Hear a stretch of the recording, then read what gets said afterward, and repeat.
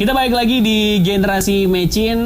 Kita akan mencoba membayangkan ya kira-kira periode keduanya Pak Jokowi akan seperti apa barengan Kang Pipin dan Mbak Esti. Tadi sedikit saya menyinggung membandingkan dengan periode keduanya Pak SBY, di mana saat itu justru banyak kasus korupsi yang muncul dari partai pengusung Pak SBY, dari Partai Demokrat. Salah satunya kasus Hambalang yang begitu besar sekali. Bahkan nama-nama menteri juga sampai kena di periodenya Pak SBY. Nah, apakah periode keduanya Pak Jokowi memungkinkan hal yang serupa terulang lagi? Apalagi ada statement beliau yang menyatakan akan melakukan pemerintahan tanpa beban, dan mungkin arahannya ya tanpa beban lakukan. Kadang-kadang korupsi itu kejadian bukan karena suap menyuap, tapi masalah administrasi juga kan soalnya kan. Dari Kang Pipin bagaimana Kang menanggapi ini Kang? Ya, jadi saya kira saya mengatakan bahwa tanpa beban itu bisa jadi dimaknai bahwa beliau dulu waktu periode pertama memang targetnya beliau mendapatkan dukungan politik kembali untuk running kedua kalinya. Terus yang kedua memang ada tujuan untuk menaikkan elektabilitas. Jadi memang kebijakan populis yang dikeluarkan oleh Pak Jokowi itu yang akan dilakukan, yang sudah dilakukan periode sebelumnya. Tetapi memang besok seharusnya yang dilakukan oleh Pak Jokowi memang betul-betul kebijakan yang baik untuk masa depan Indonesia. Dan saya kira rakyat akan menilai apa yang disampaikan kemarin di pidatonya beliau, dan tentu kita akan menagihnya. Dan apapun visi misi program baik, APBN besar, tapi kalau misalnya korupsi terjadi, maka ini tentu akan merugikan rakyat Indonesia. Dan saya kira saya setuju bahwa ketika tanpa beban berarti Pak Jokowi harus memilih menteri yang memang memiliki integritas dan kapasitas dan betul-betul mengetahui persoalan bangsa dan menyelesaikannya. Jadi sehingga tidak hanya retorika yang beliau sampaikan bahwa akan membabat habis birokrasi yang tidak efektif dan yang lainnya. Terus kemudian ini juga yang seharusnya dilakukan oleh Pak Jokowi adalah siapapun yang korupsi, baik pendukungnya atau yang mengkritiknya, seharusnya diproses secara adil. Tidak ada pandang bulu, hukum itu imparsial, equality before the law harus diterapkan, dan beliau menjadi presiden bagi seluruh rakyat Indonesia. Jadi saya kira poin utamanya adalah kita ke depan akan menyaksikan apakah betul-betul hukum ke depan, KPK, kejaksaan, kepolisian semakin efektif, semakin profesional, semakin objektif dalam menangani kasus hukum termasuk kasus korupsi, atau malah sebaliknya, yaitu para pendukungnya dilindungi tetapi para pengkritik dikriminalisasi. Itu yang masih kita akan lihat ya.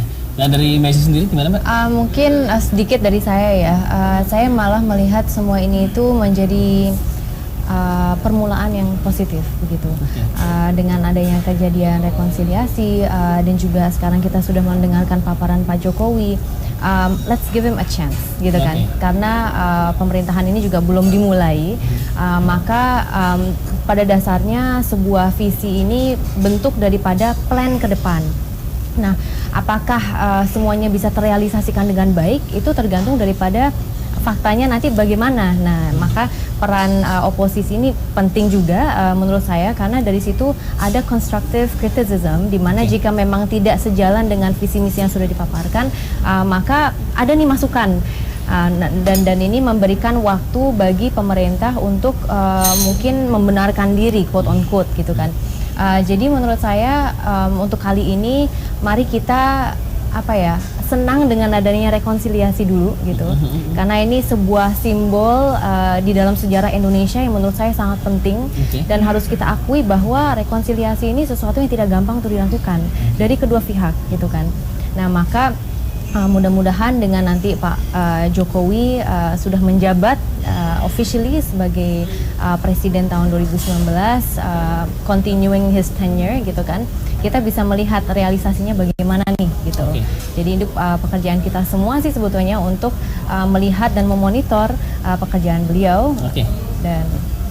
Dan yang ramai ini kemarin justru hadir dari pihak-pihak yang merasa berjasa. Tapi sambil ini saya tunggu kopi saya dulu. Silakan Mbak. Wah, terima kasih. Kita dikasih cemilan ya.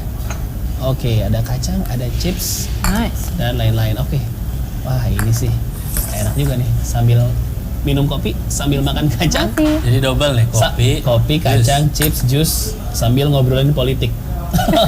Pas juga sih ya. Pas. Pas. Karena yang rame setelah Pilpres kemarin justru hadir dari pihak yang bisa dikatakan menang lah ya.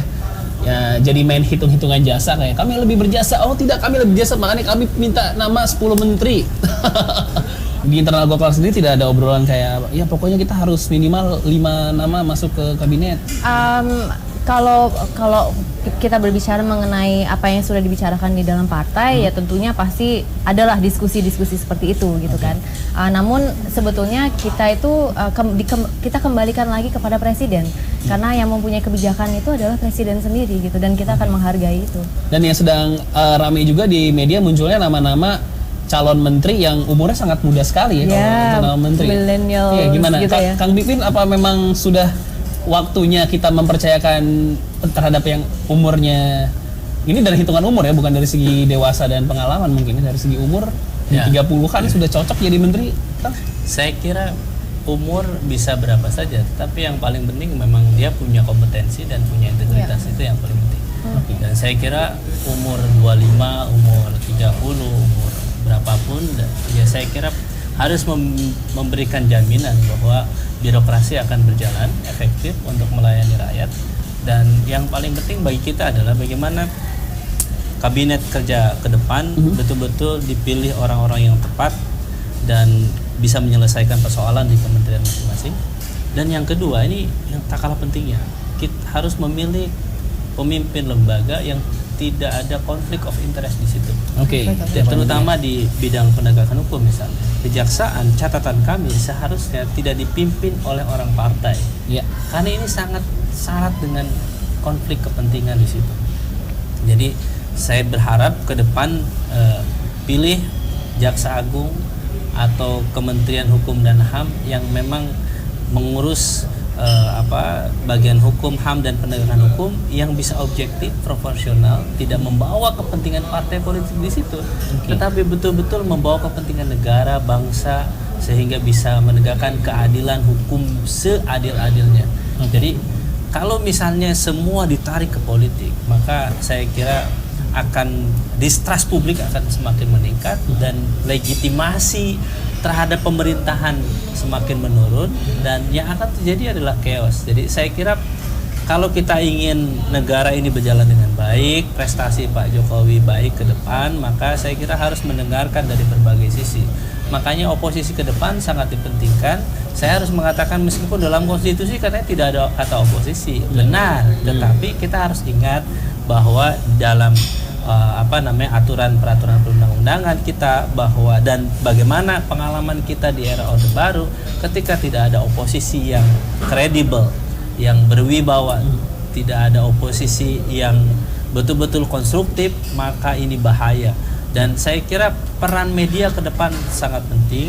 Jangan sampai media semua menjadi para pendukung pemerintah, seakan-akan negara ini beres semuanya, padahal rakyat saat ini menyaksikan impor gula yang sangat luar biasa menjelang Pilpres kemarin. Defisit perdagangan kita luar biasa. Arus tenaga kerja asing masuk ke Indonesia di saat Indonesia juga cukup tinggi penganggurannya gitu. Dan harga-harga semakin meningkat. Jadi kita melihat buah-buahan dari luar, dari dalam proteksinya seperti apa. Jadi saya kira ini penting, jangan sampai kebijakan kita untuk mengundang investor dari luar, tetapi kedaulatan negara kita tergadaikan. Oke. Kita break dulu sebentar. Abis ini kita mau bahas lagi soal hasil pertemuan Pak Jokowi dan Pak Prabowo minggu kemarin, yang sebenarnya ada pihak-pihak pendukung yang kecewa dengan pertemuan itu. Dari mungkin yang di bawah, pendukung yang terlalu fanatik kemarin mau membela salah satu kubu ketika pertemuan ini. Ya kok damai nih, udahan aja nih gitu. Kok malah mengucapkan selamat untuk kemenangan nih. Itu pendukung yang di bawah biasanya banyak yang kecewa. Mungkin dari teman-teman PKS lebih paham lah soal itu ya. Abis ini kita mau bahas lagi, jangan kemana-mana, tetap di Generasi Mecin.